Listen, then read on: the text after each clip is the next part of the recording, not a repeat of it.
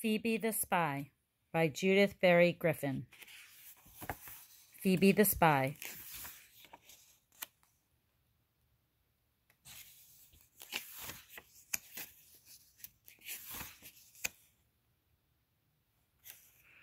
In 1776, the year Phoebe Francis was 13 years old, her father gave her a very dangerous job. Phoebe was going to be a spy. At that time, most black people in New York were slaves, but Phoebe and her family had always been free. Phoebe's father, Samuel Francis, owned the Queen's Head Tavern. The Queen's Head was a popular eating and meeting place. George Washington, who was now General George Washington, Commander-in-Chief of the American Army, had dinner there when he visited New York. So did John Adams. Many people met there because they knew it was a safe place to talk. In 1776, the war had begun, and there could be trouble if a person were caught talking against the king. But the Patriots knew that Samuel Francis could be trusted, so they held meetings at his tavern and discussed their secret plans, and Sam Francis never let on that he knew any of them. One morning in April 1776, Sam and his daughter Phoebe were sitting side by side in the long dining room of the Queen's Head.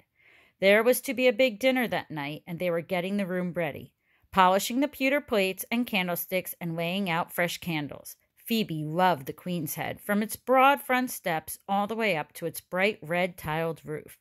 But this room, called the long room, was the room she loved the best. With its neat tables and chairs, its fireplaces, and its big windows. From the window seat where she sat, she could see clear to the harbor. The water was dotted with big white-sailed ships, their tall masts pointing at the sky like fingers. "Phoebe," her father began.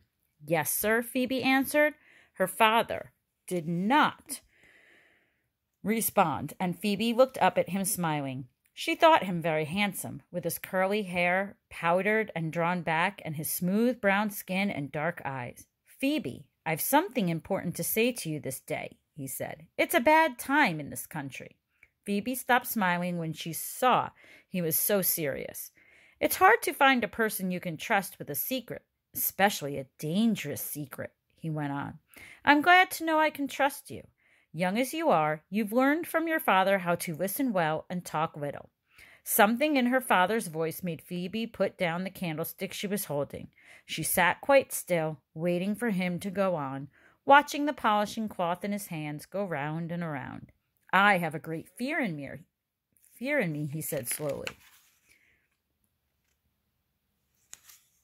"That our General Washington is in dread danger. It is he who is keeping the colonies together. But there are those who'd like to see the colonies separated and so ruled more easily by the king. And if something were to happen to the general, it wouldn't be a hard job to find another such as he, to pull the colonies together and throw off the king. Indeed, such a man might not be found at all, and the king would rule on." There was silence for a time. The sunlight, stronger now, pushed warm fingers through the windows, glittering against the candlesticks. "New York is full of soldiers," he continued. "Some are only out for money. To them it makes no difference what side they're on. They'd even take money from the enemy and do anything they'd ask. Some such scoundrel might be paid to kill the general. I heard something." Phoebe closed her eyes, seeing her father moving like a shadow among his guests, gracious, smiling, pouring wine and exchanging greetings. It was so easy for him to hear secrets without seeming to listen. "What I heard could cost my life, daughter, and the general's as well," her father said quietly. "Phoebe, I need your help." Phoebe opened her mouth to speak, but her voice would only whisper. "What must I do?" she asked. Her father put down the candlestick and took her hand in his. "I want you to do a big job, Phoebe," he said gravely. "General Washington has let me know he's arriving in New York with his household in 7 days' time. He's to move into Mortier House on Richmond Hill, and I promised to find him a housekeeper. I want you to live there and be his housekeeper, Phoebe. I know you will be a good one, but your real job will be to watch, to listen, to spy out every bit of information you can. I want you to find out if there is someone planning to kill him and how he plans to do it. Your real job will be to save General Washington's life." Phoebe was frightened. General Washington was a great soldier. How could she save his life? If his whole army could not, she wouldn't know who to look for. She was not even strong enough to fight anyone. And what if she failed?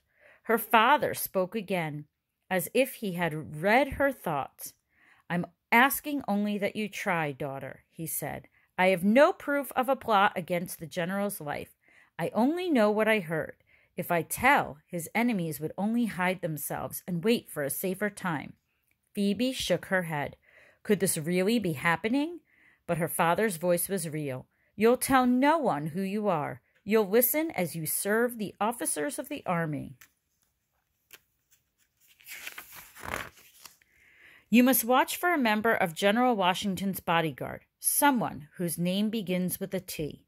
It is this man who is supposed to carry out the plan. Every day you and I will meet down by the market, and you can tell me what news you have. Now hear me well, Phoebe. You are to do nothing by yourself, nothing that would put you in danger. You are only to listen and tell me what you hear. Trust no one, no one." He picked up his candlestick and began to polish it once more.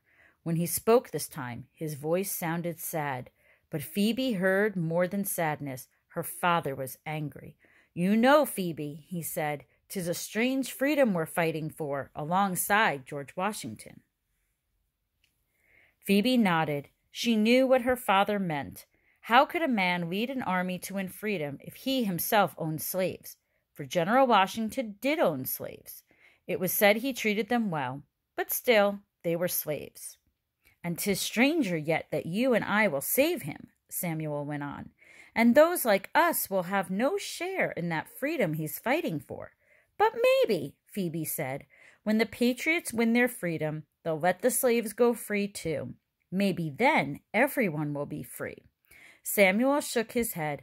"I think not, daughter," he said, "but maybe, one day." Then he looked at Phoebe and smiled. "Here now, get on with your polishing. It won't do to have tonight's dinner set off by dull candlesticks." And so it was that a few days later, Phoebe packed 2 clean aprons and a bottle of her father's best cider into a bundle, said goodbye to her family, and set off to save George Washington's life.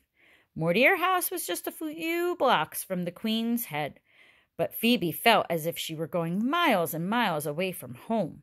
As she slowly made her way through the narrow, winding, crowded streets, a cold, damp wind blew in off the harbor.